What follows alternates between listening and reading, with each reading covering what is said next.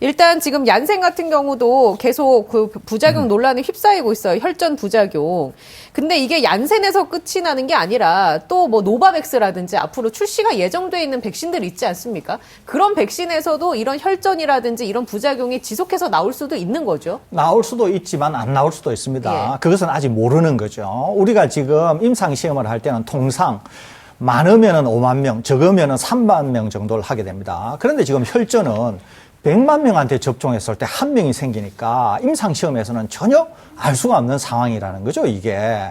그러니까 지금 노바백스만 하더라도 만일에 2분기 말이나 3분기 초에 노바백스가 우리나라에 공급이 되어서 수백만 명을 마치게 되었을 때 어떤 상황이 생길지는 아무도 모른다는 거죠. 아무도 모른다. 그렇습니다. 예. 그러니까 제가 말씀드리잖아요. 아스트라제네카냐 얀센이냐 이거를 뚝심 있게 밀고 나가야지 매 백신이 나올 때마다 또 매 부작용이 나올 때마다 거기에 일일이 반응하고 거기에 매번 깜짝깜짝 놀라게 될 경우에는 백신 접종에 있어서 한 걸음도 나아갈 수 없다는 것이죠.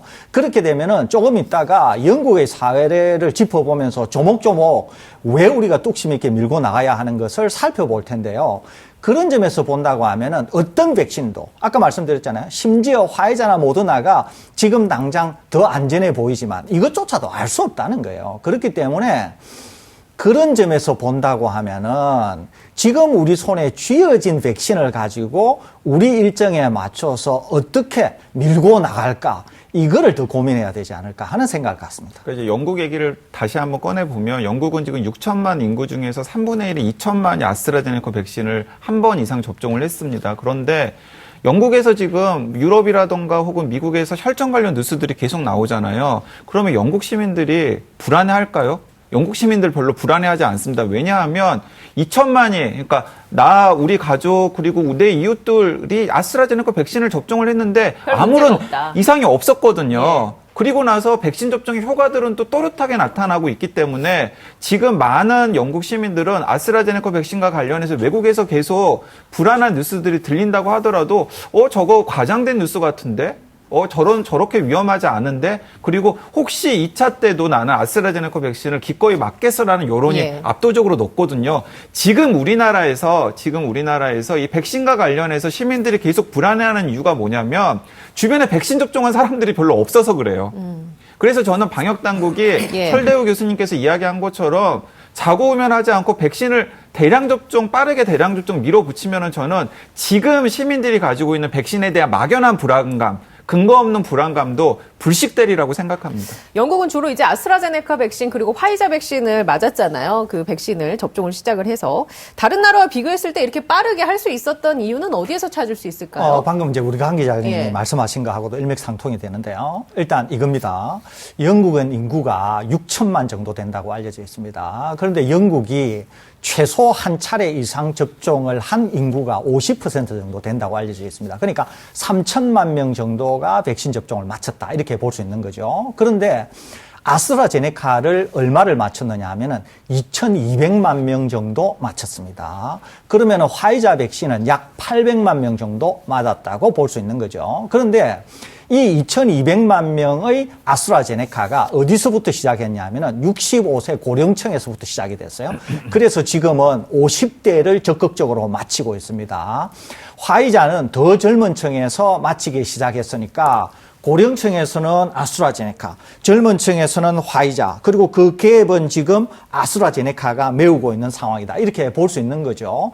그런데 중요한 것은 영국은 집단 면역에 도달하면서 일상생활의 복귀를 영국 정부가 지난 12일 날에 선언을 했다 그랬지 않습니까? 그러니까 그 효과는 온전히 아스트라제네카의 효과라고 볼 수 있습니다. 이것은 좀 이따 다시 설명드리겠습니다. 그러니까 영국은 아스트라제네카가 다른 나라에서는 혈전이 생기네 마네 말이 많지만 우리는 그런 거 없다는 거죠. 뚝심 있게 밀어붙여서 아스트라제네카를 접종을 하고 일부 원인을 모르는 사망자가 심지어 나온다고 하더라도 우리 독감 백신에서처럼 밀고 나갔던 거죠. 그렇게 밀고 나가다 보니까 지금과 같은 상황에 도래해서 전 국민 대비 거의 한 75% 정도 되는 분들이 면역을 획득하면서 비로소 집단 면역에 도달했다. 선언을 할 수 있는 국가가 되었다는 겁니다. 다시 말씀드리면 영국에는 혈전이 없었으며 영국은 다른 나라와 같이 불안이 없었겠냐는 거죠. 그게 아니라는 거예요. 밀고 나갔기 때문에 이런 결론에 도달할 수 있게 되었고, 그래서 전 세계에서 제일 먼저 집단 면역을 선언하면서 일상생활로 복귀하게 되었다는 점. 왜 그런가? 이것은 다시 한번 숫자를 보면서 다시 한번 자세히 설명드리도록 하겠습니다. 제 개인적으로는 영국과 한국이 백신에 대해서 언론의 자세라고 할까요? 태도 자체도 많이 달랐던 것 많이 같습니다. 다릅니다. 그러니까 제가 굉장히 흥미로운 걸 봤는데요. 그 BBC 어쨌든 영국 정부, 영국 시민들의 BBC에 대한 신뢰는 굉장히 높잖아요. 이제 그런 언론이 없다라는 것도 이제 대한민국의 이제 불행이라고 할 수 있는데요. TBS가 있긴 있군요. 예. 네. 그런데 BBC가 어떤 식으로 보도를 했냐면 이렇게 보도를 했습니다. 혈전 논란이 있어가지고 30세 미만에 대한 그 아스트라제네카 백신 접종이 영국에서도 중단이 되었죠. 영국에서는 30대 미만은 아스트라제네카가 아니라 모더나나 화이자로 접종을 하겠다라고 했습니다. 당연히 영국 시민들 입장에서도 이게 뭔가 하고 궁금해할 것 아니에요. 그때 BBC에서 바로 어떤 뉴스를 해놓았냐면 그렇습니다. 혈전 위험이 100만 명 중에 1명 정도 미만의 위험인데 이것은 일상생활에서 어떤 위험과 비교했을 때 더 큰지 적은지를 비교해서 시민들을 설득을 한 거예요. 저도 그림 봤습니다. 뭐 차 사고 났을 때 100만 명당 몇 명의 확률, 네. 벼락을 맞았을 때 몇 명의 확률. 근데 그런 것과 비교했을 때 백신으로 인한 위험성은 훨씬 낮다. 그렇습니다. 그런, 그러니까 우리나라 언론들 같은 경우는 당장 호들갑 떨면서 뭐 이런 식으로 보도를 했을 것 아니에요. 사람 죽이는 백신 정부가 2천만 명한테 맞춰. 뭐 이런 식의 뉴스를 해놨을 텐데 그러지가 않고 과학자들이나 전문가들이 근거한 위험평가에 근거해서 지금 백신의 부작용이라고 할 만한 것이 우리가 일상생활에서 접하는 다른 위험과 비교했을 때 이 정도로 적습니다. 그렇기 때문에 전문가들을 신뢰하고 계속해서 접종을 하면 됩니다라는 대국민 설득에 나선 거예요. 예. 그런 게 필요한 시점인데, 자, 일단 영국 얘기를 계속 하고 있으니까, 어제도 저희가 정리를 해드렸습니다. 백신 접종이 시작된 이후에 사망자 수의 변화, 저희가 표로 알려드렸는데, 관련해서 다시 한번, 좀 설명을 해 주시죠. 예, 이 설명 이제 표로 나가면서 제가 설명을 드릴 건데, 그 전에 제가 하나 더 좀 자세히 설명을 드리겠습니다. 많은 분들이 이렇게 생각하시는 분이 계세요. 영국은 백신 접종을 많이 해서 집단 면역에 도달한 다음에, 그렇다고 지금 하는데 일상생활로 복귀하는데도 영국은 확진자 수가 우리나라보다 많이 나오고 사망자도 우리나라보다 많이 나온다. 도대체 영국이 우리나라보다 더 잘한 게 뭐가 있냐라고 반문을 하는 분이 많이 계세요. 이분들은 첫째, 본인이 오해하고 있거나 둘째, 진영 논리에 빠져 있는 많은 언론들에 세뇌되거나 아니면은 속혀서 그렇습니다. 제가 하나씩 차근차근 설명을 드리겠습니다. 속아서 그렇단 말씀이시죠? 그렇습니다. 자, 영국이 방금 말씀하는 것처럼 집단 면역에 가기는 갔는데 확진자도 더 많고 사망자가 더 많다는 거 맞습니다. 자, 그런데 영국은 집단 면역에 도달했으니까 일상생활로 가겠다는 거죠. 그런데 우리는 영국과 비교하면은 결과론적으로는 집단 면역에 도달한 정도의 수준을 보이잖아요. 우리는 지금 수치만 봤을 때. 수치로 봤을 때는 수치로만은 영국의 집단 면역보다 더 결과가 좋잖아요. 근데 제가 묻는 건 뭐냐면 영국은 마스크를 벗고 일상으로 간다는 것과 우리는 내용적으로는 집단 면역에 도달한 영국보다도 좋은데 마스크도 못 벗고 일상으로 못 간다고 하는 차이가 있다는 거예요. 왜요? 이게 바로 백신의 힘이라는 거죠. 영국은 감염 재생산 지수가 일주일 전에 약 0.6이라고 정부가 발표를 했습니다. 지금은 0.4에서 0.5 수준이 될 것으로 생각이 됩니다. 그러니까 지금 말씀하시는 분이 말씀하시는 것처럼 확진자 수가 더 많고 사망자가 있지만 지속적으로 감소할 거라는 거죠. 예, 감염 재생산 지수가 낮으니까요. 우리는 어떻습니까? 내용적으로는 영국보다 집단 면역에 도달한 영국보다도 내용은 좋은데 감염 재생산 지수가 1.2나 되잖아요. 그러니까 계속 늘어나는 거죠. 거기다가 내용적으로는 집단 면역을 도달한 영국보다 더 좋다면서도 일상생활 복귀 선언도 못하고 마스크도 못 열고 있다는 거죠. 다시 말씀드립니다. 왜요? 백신 접종이 안 돼서 그렇다는 거예요. 그러면 백신 접종이 왜 안 됐느냐라고 우리가 물을 수 있잖아요. 그것은 첫째, 아스트라제네카 백신의 문제를 야기를 하면서 그 촉발로 말미암아 우리가 깜짝 놀라면서 이런 논란에 휩싸이게 됐다는 거예요. 제가 여러 번 말씀드렸잖아요. 그 위험은 100만 명 중에 0.5명 정도가 생길까 말까 하는 거라고요. 예. 그렇기 때문에 우리는 뭘 해야 되느냐 하면은 그런 것들을 떨쳐버리고 백신 접종을 해서 영국처럼 가야 된다는 거예요. 확진자가 많아지거나 사망자가 많아지는 영국이 아니라 그런 경향을 보이면서 집단 면역에 도달해서 일상생활로 복귀하게 되는 영국식으로 가야 된다는 거죠. 다시 한번 말씀드리면 우리가 지금과 같은 상황에서 백신 접종만 일어났다고 하면, 특히 아스트라제네카 백신에 대한 논란만 없었다고 하면은 영국을 제치고 전 세계에서 우리가 제일 먼저 집단 면역을 선언하면서 경제, 소상공인, 자영업자 할 것 없이 모두가 만세를 부르는 국가가 될 수 있었는데 그런 기회를 놓치게 됐다는 거야. 자, 수치로 가볼까요? 영국은 지금 3차 유행이 정점일 때 하루 사망자가 1,800명이 나온 적이 있습니다. 2021년 1월 20일 날. 그런데 오늘부로 어제 정도라고 해도 됩니다. 사망자가 23명 정도 나오면서 80배 정도로 감소했다는 거죠. 확진자가 얼마나 나오는가 하는 것은 전혀 중요하지 않습니다. 일단 집단 면역에 도달하게 되면 사망자가 떨어지게 되고 확진자는 더 나온다고 하더라도 관리가 가능하고 사망에 이르지 않을 경우에는 전혀 문제가 되지 않습니다. 좀 더 길어집니다만 하나 더 말씀드리겠습니다.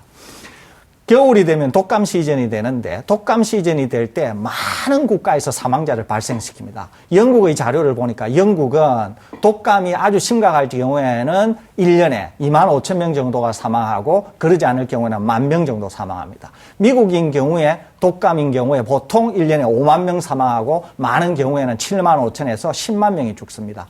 그렇다고 해서 우리가 봉쇄를 하고 지금 팬데믹 같이 하나요? 하지 않습니다. 왜 안 하느냐? 왜 안 하느냐 하면은 백신이 있고 백신을 접종해서 충분히 관리 가능하다고 생각하기 때문에 봉쇄를 안 한다는 거죠. 지금 우리가 충분히 백신 접종하게 되고 일부의 사망자는 나온다고 하더라도 그것은 백신 접종을 하더라도 백신 접종을 반응하는 것들이 사람마다 다르기 때문에 그렇습니다. 심지어는 백신 접종이 100%가 된다고 하더라도 일부 사망자는 나올 수 있는 것이거든요. 자연 발생적으로. 그렇습니다. 예. 그렇기 때문에 그런 것을 전혀 두려워할 필요 없이 우리는 우리 일정대로 가면 되는데 그러지 못했다고 하는 점. 많은 댓글을 다는 사람들이 속아서 다양한 형태의 정폭을 만들고 사회 불안을 야기한다는 점. 거기에 등에 올라타서 언론들이 무작정 그런 어떤 공포를 유발한다고 하는 점, 당국도 거기에 휩쓸려 가지고 중심을 잃었다고 하는 점, 이런 것들이 총체적인 난국을 우리나라에서 만들었다고 하는 점에서 전문가의 한 사람으로 굉장히 안타깝게 생각합니다. 예. 설 교수님께서 영국 얘기를 길게 해주셨으니까 제가 이제 약간 오피셜한 영국의 반응을 좀 설명을 해드리고 싶습니다.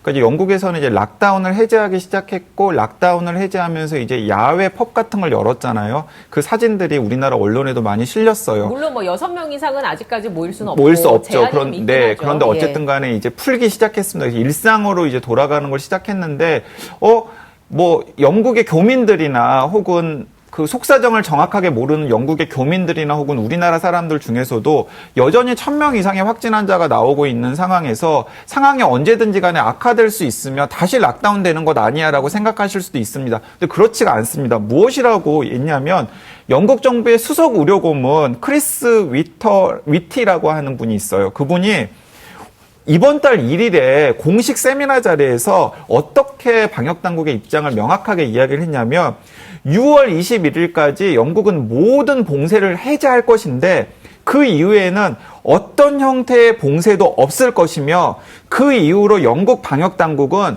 코로나19를 독감처럼 취급할 것이다라고 명확하게 이야기를 했습니다. 그러니까 집단 면역이 70% 이상 형성이 되었고 항체 검사를 해보니까 그리고 어쨌든 간에 백신을 쥐고 있는 상황이잖아요. 그리고 전 국민의 절반 이상이 지금 백신 접종이 마무리된 상태고 계속해서 백신 접종도 할 테고 그리고 감염 재생산 지수도 설 교수님이 이야기한 것처럼 계속해서 줄어들고 있기 때문에 소멸 국면이라고 생각을 하는 것 같아요. 예. 이런 상황에서는 젊은 사람들 사이에서 코로나19 감염자가 뭐 1,000명, 몇백 명 정도 나오는 것은 별로 개의치 않겠다라는 거예요.